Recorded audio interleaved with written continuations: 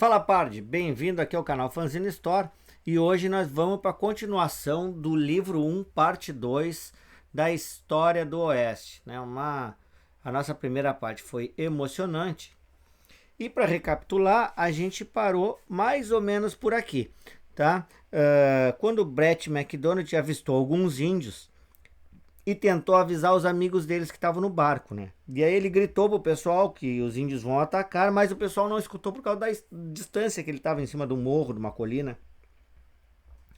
Mas no falar isso, dar esse grito aí, tentar avisar os amigos, ele atraiu a atenção dos índios, que chegaram sorrateiramente e acabaram por agredir ele, atingiram parece que um machado, com a parte de trás do machado. Provavelmente não mataram, mas desacordaram ele, né? E a nossa cena da parte 1 acabou aqui, né? Pouco depois, gritos selvagens se elevam da mata enquanto os peles vermelhas atacaram. Então parou bem na parte onde os peles vermelhas começaram a atacar o barco. E a nossa história de hoje começa aqui, ó, os peles vermelhos chegando para atacar, já gritando, com armas, inclusive, né? Eles tinham acesso já a armas naquela época. Mulligan, que calmamente providenciava o jantar, é o primeiro a ver. E aí ele pula na água e grita: "Ei pessoal, temos visitas." E aí alguém diz: "Capitão, estão atacando." E aí o capitão diz: "Todos para dentro, protejam-se." Os veteranos da fronteira estão acostumados a reagir a ataques de surpresa. Então os caras já estavam acostumados, eles já tinham armas preparadas, né? Então um fala ali, ó, me deu outro rifle. Quer dizer, naquela época o rifle dava 2 tiros, tinha que carregar de novo. Então eles já tinham vários ali carregados, pronto para um ataque, né? E começaram a revidar os índios. Os peles vermelhas são contidos, mas não desistem de atacar. Um grupo à procura de saque, hein, Clark? Não são muitos, e com alguns tiros fugirão como lebre, né? Fala o Lewis falando com o Clark ali. E o Clark responde: "É muito otimista. Lembre-se que Toisan foi na frente, com metade do pessoal. Também somos poucos. E os índios parecem ter muitos rifles." E nisso aparece um grupo de índios chegando de canoa, né? Um deles diz: "Olhem, os guerreiros de Alce Veloz estão chegando. Logo, os escalpos dos homens da grande canoa serão nossos." E nisso a gente tem a cena do Mulligan ali escondido na água quando ele pulou. De seu úmido esconderijo, Mulligan é o único a notar a manobra. E ele pensa: "Querem nos pegar entre dois fogos e ninguém está percebendo. Preciso me aproximar do barco." E aí o Mulligan mergulha para tentar se aproximar do barco e avisar os caras, né? Quando ele está subindo à tona, alguém atira e quase acerta ele. E aí ele avisa o pessoal do barco: "Proteja este lado, idiota. O rio está cheio de focinhos vermelhos. Wilson, o canhão está carregado?" "Está, mas então me dê uma pistola." Quer dizer, já pegou uma arma. "Peguei." Jogou para ele, pegou, e ele com a mesma pistola ele usou para disparar o canhão e acertar na embarcação dos índios. O tiro erra o alvo, mas a coluna de água que levanta do rio é suficiente para virar a primeira canoa, espalhando o terror entre os índios. As duas canoas restantes mudam lentamente de rota. "Boa, Mulligan. Agora é com vocês. Tirem o couro deles." E aí o oficial do navio diz, né? O Clark diz: "Ainda não acabou, olhem. Os que estão na margem vêm para tudo ou nada." Num silêncio carregado de tensão, os exploradores apontam nervosamente os seus rifles para enfrentar o ataque. Esperem a minha ordem." De repente, uma chuva de balas atinge os índios pelas costas. "Viva! Nossos companheiros voltaram." A chegada de reforços arrefece o espírito combativo dos peles vermelhas, que fogem com toda a velocidade. E aí o Melly diz: "Foi o céu que os mandou. Por que voltaram?" E aí o Toisan diz: "Por sorte, não estávamos muito longe. Quando ouvimos tiros, deduzimos que estavam encrencados." "Foi mesmo uma sorte." "E as baixas, Clark?" Né? Aí o Lewis disse que foi mesmo uma sorte e perguntou pro Clark se tinha alguém machucado, né? as baixas do tiroteio ali, do ataque. Só há um ferido, levemente, mas Brett sumiu. Não o encontramos em lugar nenhum. No mesmo instante, Brett está voltando a si. Percebe sua situação nada invejável. E aí ele escuta, o Brett está ali amarrado em algum lugar, que ele foi capturado pelos índios, e ele escuta uma voz. O homem branco prometeu muita água de fogo e muito paus de trovão, mas não cumpriu a promessa. E aí o Brett ficou escutando, né? Que diabo, né? E aí segue o diálogo. Dei mais do que merecia, pé de corvo. Receberia o resto se tivesse afugentado os homens da grande canoa. Esse foi o tratado. Então, quer dizer, do lado de fora tem um homem branco falando com o pé de corvo, que é o líder dos índios, que prometeu mais armas para os índios e mais água de fogo, que seria uma bebida alcoólica, né? Que seria o cachaça, o uísque, essas coisas. E o índio está reclamando que foi pouco, conforme o tratado, mas aí o homem branco está dizendo que ele não afugentou ali o pessoal da expedição e aí não podia dar, que era o suficiente. E aí segue o Brett escutando, né?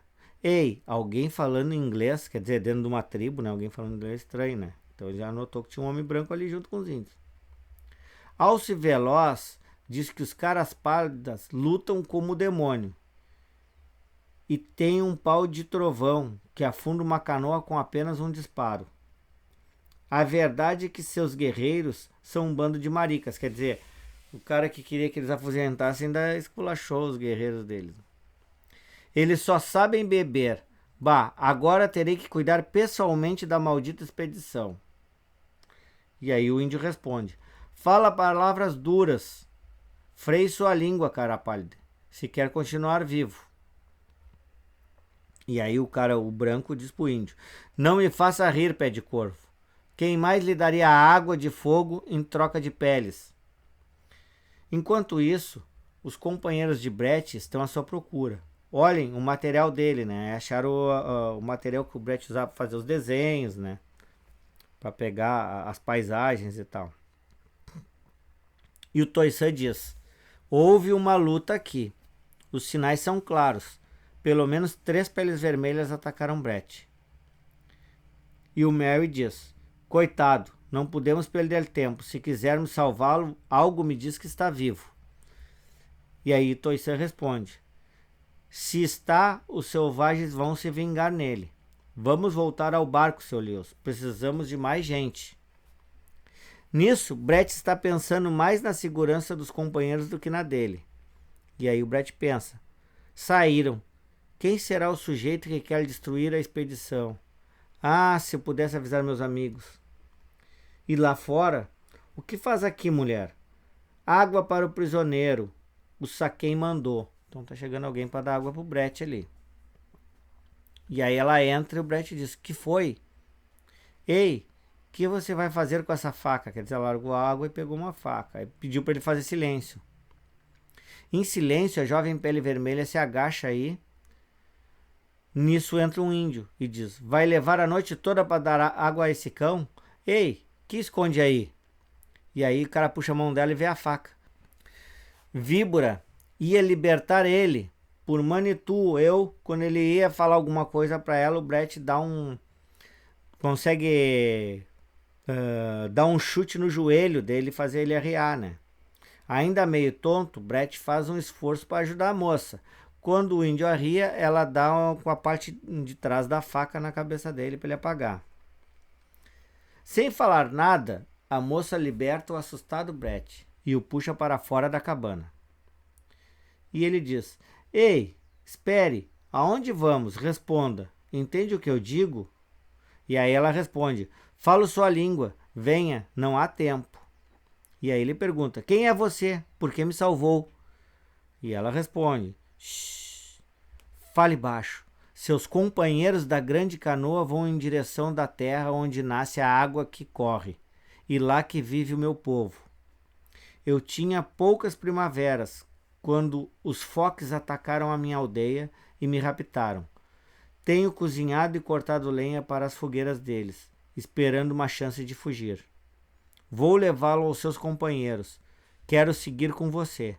Venha. E aí ele diz: sei que deixarão você ir. Sabe onde está o barco? E ela responde: não está longe, mas precisamos de uma canoa. Pegaremos uma dos foques. Os dois seguem para o rio quando de repente ouvem vozes. E aí tinha alguém ali nas canoas. Já perdemos muito tempo neste buraco. Que está esperando, Hank? Venha logo para irmos embora. Então tem alguém saindo embora. Provavelmente os caras que trocavam pele com os índios que estão indo embora dali. E eles seguem falando. São os homens que trazem a água de fogo. Se ao menos tivesse visto o rosto deles, poderia reconhecê-los depois. Então, quer dizer, os caras que trazem água de fogo para os índios, né? E fazem o rolo com as peles, que estavam ali mesmo, indo embora. E aí a Índia diz: olhe, na terra úmida ficou a marca da coronha de um rifle. E aí o Brett lembrou da outra vez que o Toisan achou uma marca de coronha de rifle e disse: de novo, a tal coronha. Estão sempre nos seguindo. O que querem com a gente? Aí ele viu que a marca era bem igualzinha que ele tinha visto anteriormente, que o Toisan tinha identificado na nossa primeira parte da história. No mesmo instante, aí entra lá o índio na oca e vê que o outro atingido estava recém acordando e diz: o cara pálida fugiu. E aí nisso eles ouvem gritos, né? Iá! Quer dizer, eles descobriram que eles fugiram e estão vindo atrás. A Índia diz: descobriram a sua fuga. Não podemos perder tempo. Vamos. Esperem. Sem os remos, os foques não poderão usar as outras canoas para nos seguir. Quer dizer, a Índia é bem esperta, né? Roubou os remos para deixar eles à deriva, né? Para eles não tentar ir atrás. Nisso os índios já estão atrás. Procurem por ali. Os outros me sigam até as canoas. Os dois jovens já estão no meio do rio quando os foques chegam à margem e percebem que foram enganados. E aí o Brett diz: ufa, escapamos por um triz, graças a você. É uma moça muito bonita, como se chama?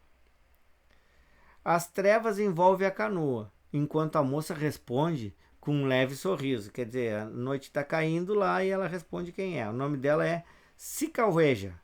Na sua língua, doce amanhã. Doce manhã.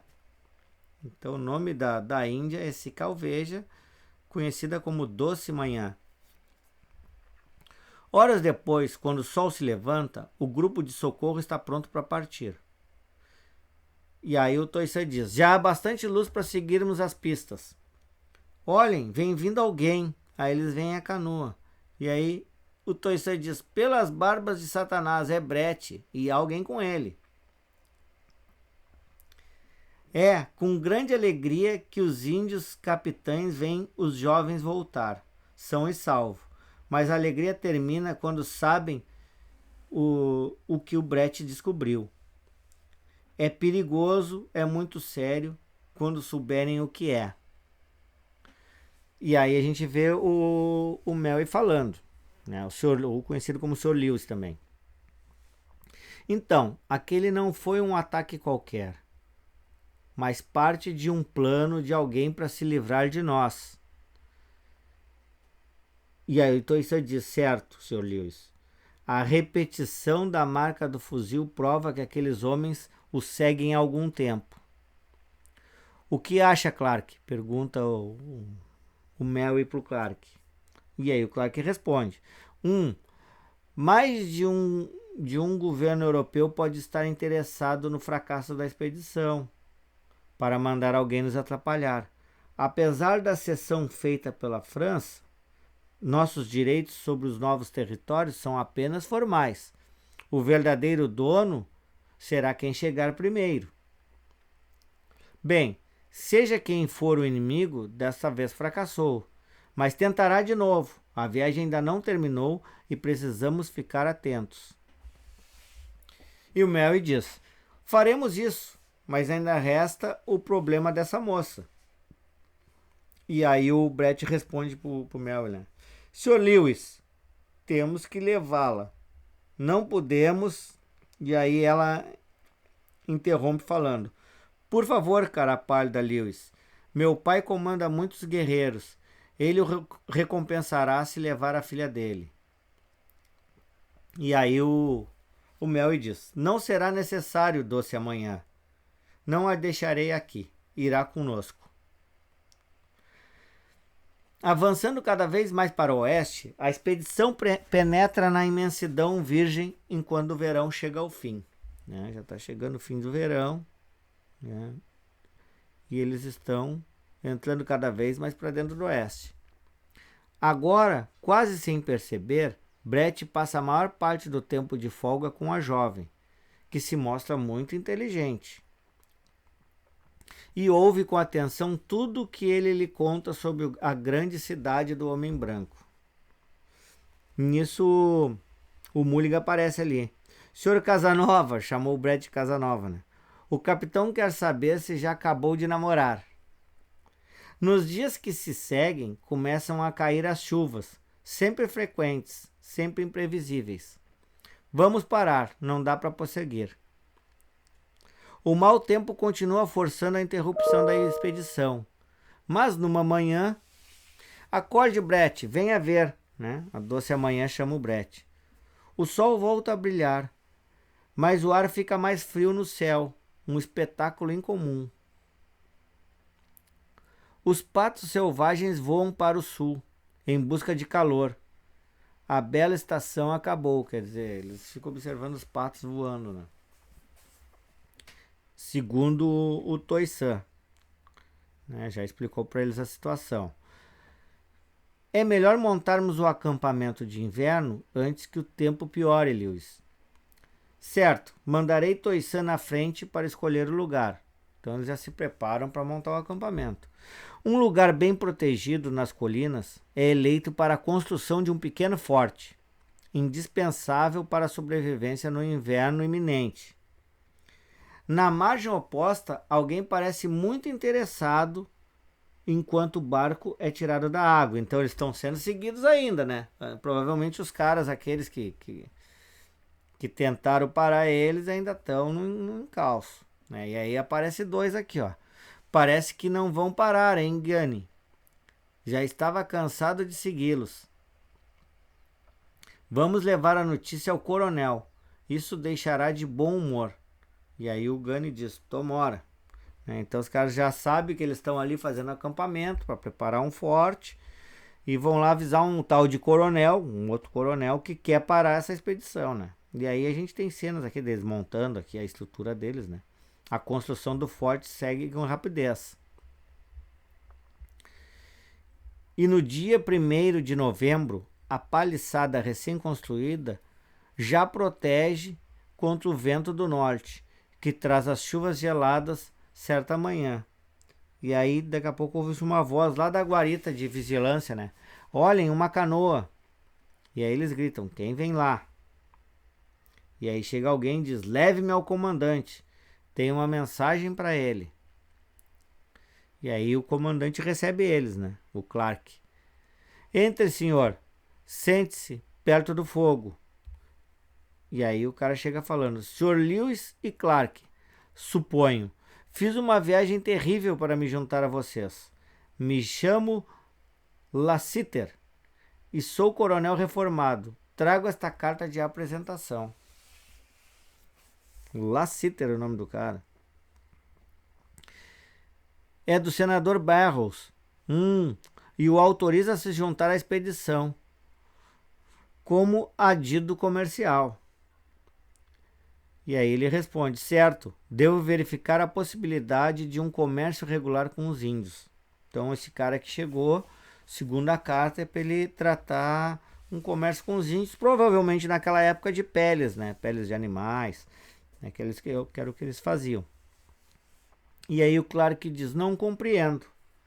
É um assunto que poderíamos resolver entre nós.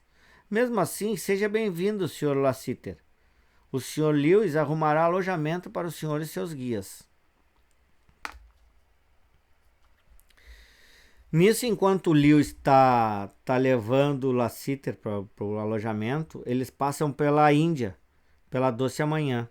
E o Lassiter faz um comentário. Não sabia que tinha índios aqui. Bah, uma raça de fingidores e traidores. E aí o Merry diz para eles: são palavras estranhas para quem deve estabelecer contato comercial com eles. E aí o Lester diz: acha mesmo? Negociar com os índios não significa confiar neles.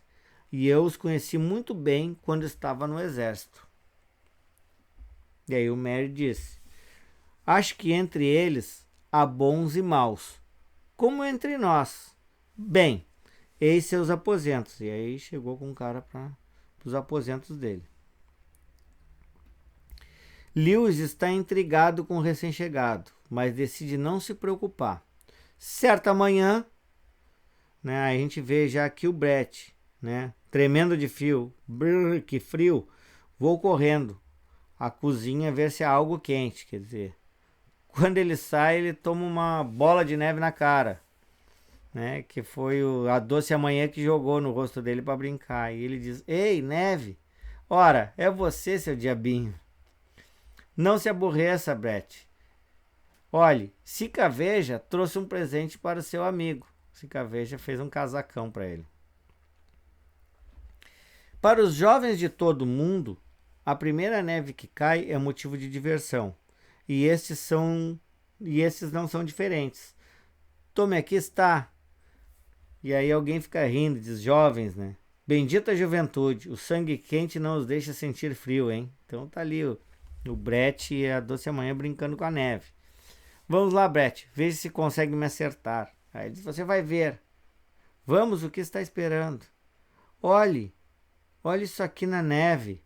E aí ele viu que a marca do rifle era igual do cara que estava olhando eles ali. Que é o cara que está com o junto de segurança do Lassiter. E aí nisso ela fala: Brett, foi aquele homem.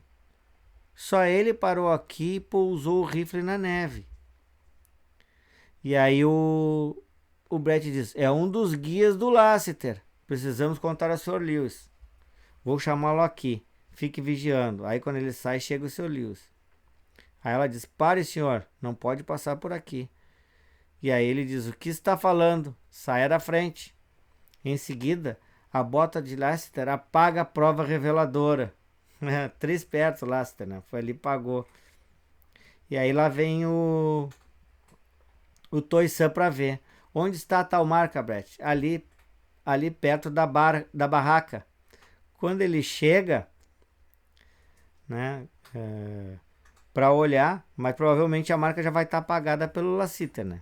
Nisso, né, o Lassiter já vai em cima do cara. Seu idiota, quer estragar meu plano? Gunny, suma com o rifle desse desgraçado e deixo o seu aqui, depressa. Já virão investigar, quer dizer, eles vão trocar o rifle porque tá aquela marca no rifle. Realmente, Lassiter tinha razão. Venha, então vamos ver essa situação de uma vez por todas. Eles já estão indo lá vendo o rifle, enquanto o outro já está fugindo pela janela com o rifle do cara. Sr. Lassiter, aconteceu uma coisa grave. Quero ver o rifle do seu guia. Estranho, não há nenhuma marca, Brett. Posso saber o que significa isso, Sr. Lewis? Mas, senhor, não estávamos sonhando. E aí a Índia diz: sim, eu também vi. E ele apagou a marca pisando em cima. E aí o Lassiter diz: não sei do que ela está falando, Sr. Lewis, e não permito que faça insinuações a meu respeito. E aí o Merry diz: venham, foi um mal entendido. Pedimos desculpas, Lassiter. E aí o Lassiter ficou falando com um cara que estava com ele, né? Esses idiotas vão ficar de olho em mim. Precisamos nos livrar deles. Quer dizer, ele já sentiu que... Então aquela hora que os caras disseram que eu saí para avisar um coronel que estava observando ali, eles construíram o forte, provavelmente o coronel é esse Lassiter aí, né? Tudo indica que seja ele. Que tá ali, se infiltrou no forte para armar alguma coisa. para parar a expedição. Sem ter convencido ninguém, Brett continua vigiando o misterioso trio na manhã de um dos dias que se seguem. E aí nisso a gente vê um diálogo ali, né? Sim, é um veado. Você é Hank, fique ali na direção do vento. Nós nos afugentaremos para você. O veado percebe os caçadores que caminham na direção do vento e segue na direção oposta. E aí um cara fala pro Brett, viu? Vem para cá, vá para o outro lado e os cercaremos. Ele diz certo. Quando o Brett se prepara para cercar o veado, né? E diz, aí está. Brett se inclina para mirar e esse gesto salva sua vida. Bem na hora que ele se inclinou para acertar o veado, alguém atirou nele e pegou de raspão, assim. Não pegou nele, mas pegou na árvore que ele estava perto. E ele olha e viu que foi um dos capangas lá do Lester, né? Um dos seguranças do Lester. E ele grita, Patife! E sai correndo em direção ao cara. O bandido se apressa em recarregar o rifle para um segundo tiro, mas desta vez não escapa, miserável. Quer dizer, ele pegou o cara e já rolou com o cara ali. E o tiro também já saiu pro lado, não pegou no Brett. E nisso o pessoal escuta o barulho. Ouviram? Devem ter acertado. Vamos, quer dizer, os caras do Lester acham que o Brett já tinha sido morto nessas alturas. Mas não é um animal que está em jogo a esta altura, mas a própria vida. Quer dizer, o Brett está com a própria vida em risco. Ei, estão brigando. O que aconteceu? Toisan, vamos separá-los. Isso aí já chega também os amigos do Brett, né? O Toisan já está chegando. E eles estão em briga ali, o Brett e o cara do Lester. Desta vez vai calar o bico para sempre. Quando ele foi tentar cravar a faca no Brett, alguém atirou. E aí o Mel diz, Lester, você o matou? Quer dizer, o Lester matou o próprio capanga dele porque eles iam pegar o cara e o cara ia ter que explicar porque estava tentando matar o Brett, não ia ter como explicar e acabar entregando o Lester, né? E aí o Mel diz, não precisava matá-lo. Nós o teríamos desarmado facilmente. E aí o Lester diz, não pretendia matá-lo. Estava para esfaquear o jovem MacDonald e mirei na mão dele, mas a minha mira não é mais a mesma. E foi um tiro fatal. Nisso o Brett fala, né? Não acredito. Hank se traiu e você o silenciou? E aí o Lester diz, não sei do que está falando. Contratei esse homem como guia e não sou responsável pelas atitudes dele. Bom, a essas alturas a gente já entende que o Lester realmente tem culpa no cartório, né?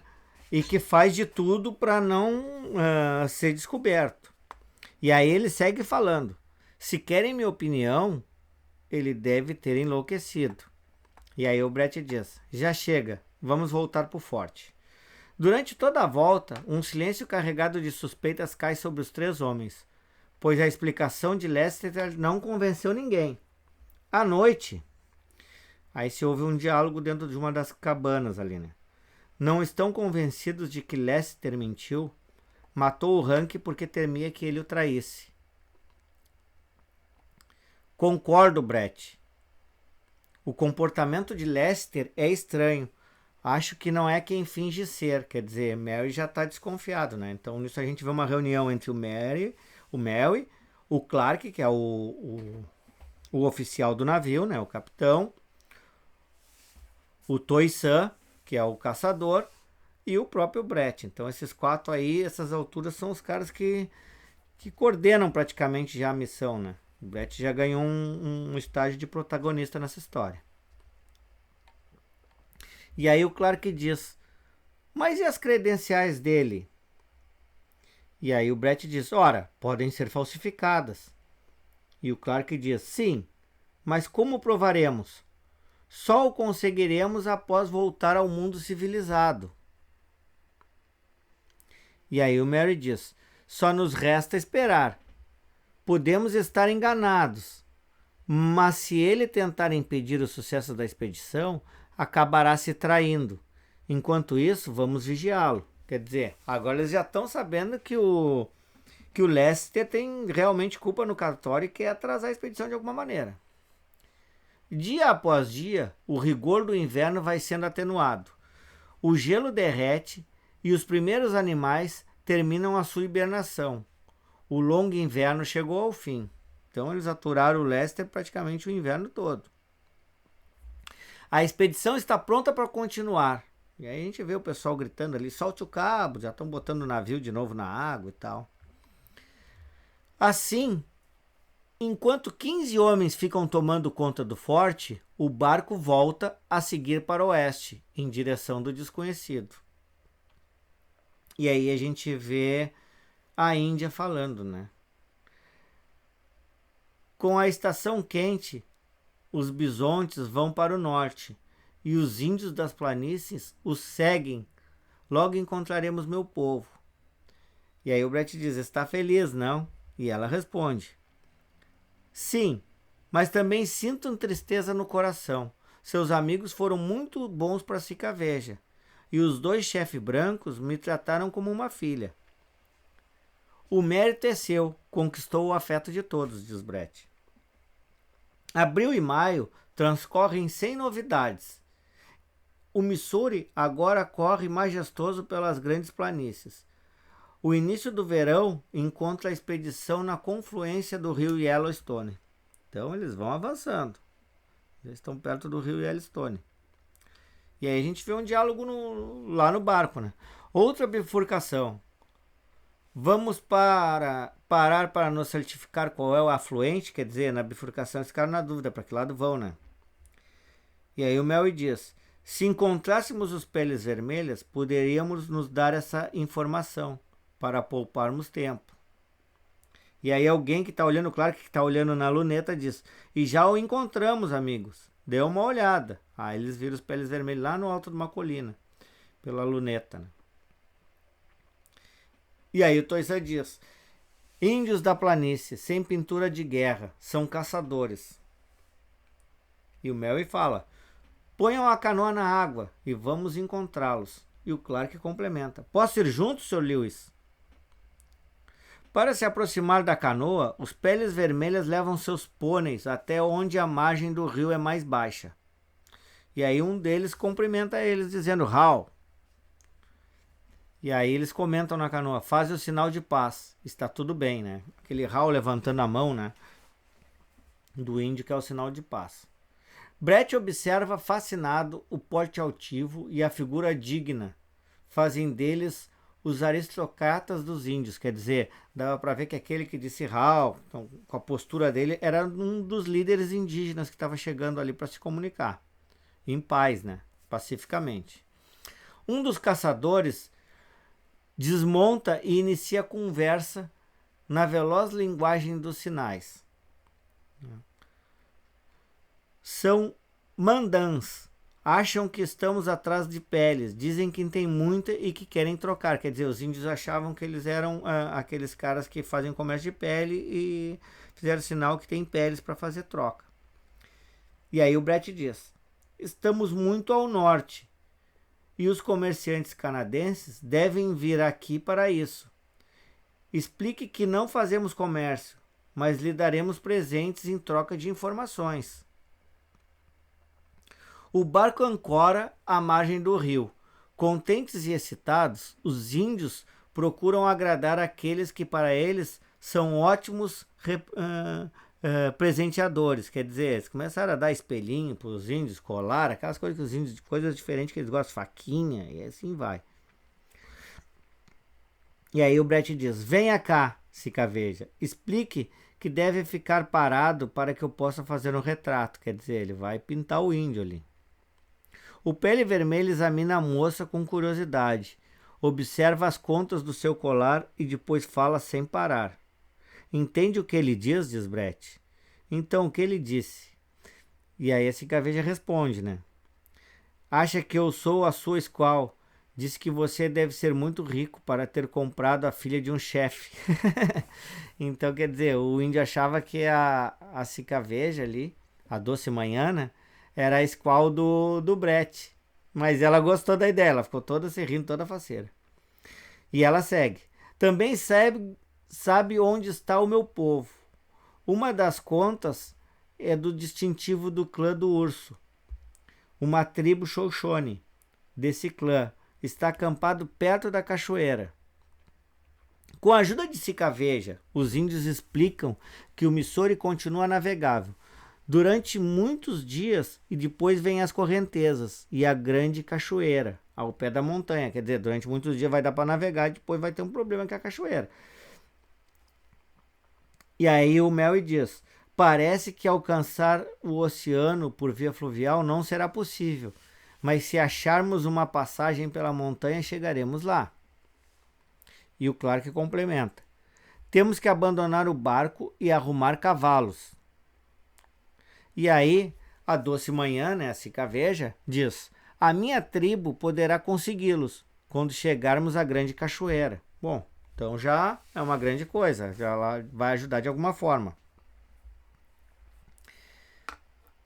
À noite, Peles Vermelhas e Homens Brancos selam sua amizade num mesmo acampamento. E aí um dos capangas do Lester com o Lester ficam ali conversando, cochichando entre eles, né? Que azar, estão ajudando de todas as maneiras por causa da Índia. E aí o Lester diz: não se preocupe, tem um plano. E envolve a Índia, mas teremos que esperar até chegarmos à cachoeira. Há alguns dos nossos por lá, quer dizer, perto da cachoeira tem gente deles. Pela manhã, os índios se despedem com a promessa de avisarem a tribo de Sicaveja que os exploradores estão indo para lá. A expedição prossegue seguindo o curso principal do rio. Na planície em volta, os bisontes aparecem cada vez mais numerosos. Porque quanto mais eles entram para o oeste, mais vai aparecendo os bisontes, né, que era muito normal naquela região. O avanço do barco, entretanto, não passa despercebido. Quer dizer, tem mais gente observando e seguindo eles. Provavelmente o pessoal do Lester. À noite, um pio de coruja se repete. E aí o Lester diz: está ouvindo, Gunny? Levante-se, sem acordar ninguém. E aí eles se levantam e vão conversar com um cara que estava observando, né? Que estava fazendo o grito de coruja. E aí ele diz: é Cheyenne, o mestiço. Onde estão os outros? E aí o Cheyenne responde: espalhados daqui até o Canadá. É época de caça. Está quase amanhecendo quando Lester e Gunny voltam, sem que ninguém tivesse notado sua ausência. 2 dias depois, a expedição chega às correntezas. Quer dizer, já estão chegando perto da cachoeira. Agora eles vão ter que parar o barco para seguir dali a cavalo, conforme eles tinham planejado. Só à tarde, o barco consegue ancorar numa parte onde a correnteza é mais fraca e os homens estão exaustos.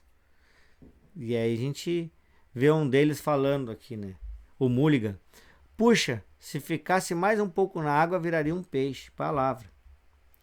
E o Brett fala com a Sicaveja: Sicaveja, onde vai com essas roupas? E ela diz: são suas e precisam ser lavadas. Aqui perto há um lago, quer vir? E aí eles foram para o lago para lavar as roupas. Perto do acampamento, as rochas formam uma espécie de lago de águas calmas, que refletem como um espelho. Aí nisso ela vê pela água que reflete, né? Como a água reflete com o espelho, ela vê que tem alguém chegando atrás do Brett para atacar ele. E ela grita: Brett! E nisso ela dá um grito, né? E aí chegam os caras ali, o pessoal do Lester. E um diz: coloque ela no cavalo e leve a Cheyenne. Eu e Gunny vamos despistar e voltar ao acampamento. Quer dizer, eles vão entregar pro tal de Cheyenne, aquele que é um mestiço ali do Lester, para fazer alguma coisa com a Índia. O grito da Índia alcança o acampamento e pouco depois, aí chega o pessoal, né? Brett, o que aconteceu? Aí ele diz: pegaram Doce Manhã, 2 homens, acho. Índios? Não sei, não vi direito. E aí o Mel diz: Toisan, Chame os outros depressa, precisamos organizar uma busca. E o Toisan diz: se são apenas 2, bastaremos nós, não podemos perder tempo. E aí o Brett diz: Toisan tem razão, eu também irei. Me empreste o seu fuzil, Sr. Lewis. E aí o Toisan vai falando com ele: esquisito. Só há rastros de um cavalo. Nós o alcançaremos logo, pois é difícil ir depressa com 2 pessoas na garupa. As pistas terminam na margem de um pequeno riacho. E aí o Toisan fala: continuaram pela água para não deixar rastros. Vocês 2 sigam contra a corrente. Brett e eu iremos a favor delas. Quer dizer, eles tiveram que se dividir para 2 lados para tentar achar os caras, né? O leito do riacho é escorregadio. E mais adiante, Toisan pisa em falso. E aí diz: droga, machuquei o tornozelo. E o Brett diz: aguenta aí, chamarei os outros. Pouco depois, né, se reuniram, ele chamou os outros e diz: viram algo? Sim, voltaram à terra uns 100 metros adiante. Mas não podemos deixar o Toisan aqui. Quer dizer, eles viram o rastro, mas tiveram que voltar para ajudar o Toisan. E o Brett diz: façam uma maca com os rifles e levem-no para o acampamento. Eu seguirei sozinho. E aí um deles diz: não está acostumado com a mata, Brett. Não faça loucuras. E o Brett diz: não farei. Logo escurecerá e se perdermos a pista, a Deus se encaveja. Deixarei sinais nas árvores para que os homens que enviarão. Então, quer dizer, os caras que eles vão enviar vão poder ver alguns sinais e poder encontrar o Brett. E nisso eles dizem: boa noite, rapaz. Sorte. Amanhece quando o Toisan chega ao acampamento. O rapaz é teimoso, mas tem razão. Será que fará algo antes de enviarmos ajuda? Quer dizer, já está o Mel preocupado com ele, né? E o Toisan o Toisan fala: sim, fará uma loucura qualquer. É melhor enviar logo os homens. Quer dizer, o Toisan não está confiando muito no Brett. E o Merry diz: o problema é que não posso dispensar ninguém no momento. Precisamos levar o barco para além da correnteza, ou o perderemos. E mesmo se conseguirmos levarmos até a noite nisso. E aí o Clark disse: vamos torcer para Brett não agir antes de chegar ajuda. E nisso Lester já está falando ali, cochichando com outro cara ali, né? Cheyenne não terá nenhum trabalho em se livrar do rapaz. E com a nossa ajuda, a expedição será um fracasso.